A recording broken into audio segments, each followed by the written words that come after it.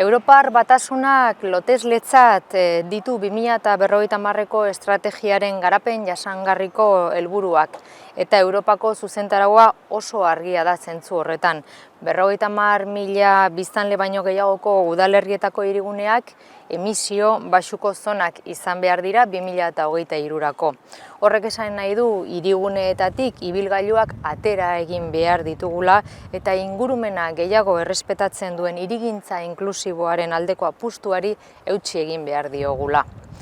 Getxo pertsonekin lagunkoiagoa izatea nahi dugu eta mugikortasun jasangarria, osasungarria, aktiboa eta segurua bultzatu nahi dugu. Honako hauek dira jarduketaren ezaugarri nagusiak. Bidegorri bat sortzea Santana etorbidetik, negu bidearekin lotuko dena. Hondakinak biltzeko edukiontziak lekuz aldatzea eta edukontzien zati bat lurperatzea da. Orain dauden 2 autobus geltokiak mantenduko dira. Ibilgailuen zirkulazioa baimendua hauxe izango da.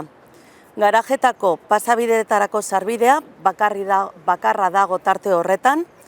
Garraio publikoa ere bai pasa ahalko da, udal zerbitzuak edo eskoletako autobusak, zamalanak baita ere, ordutegi jakin batzuetan, eta ibilgailue zeharkatuko ahalko dute kale nagusitarako perpendikularrak diren kaletako joateko.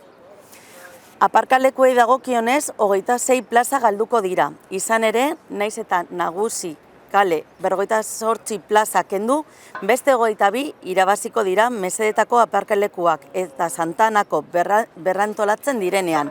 Lineak izan beharrean, bateriakoak izango dira.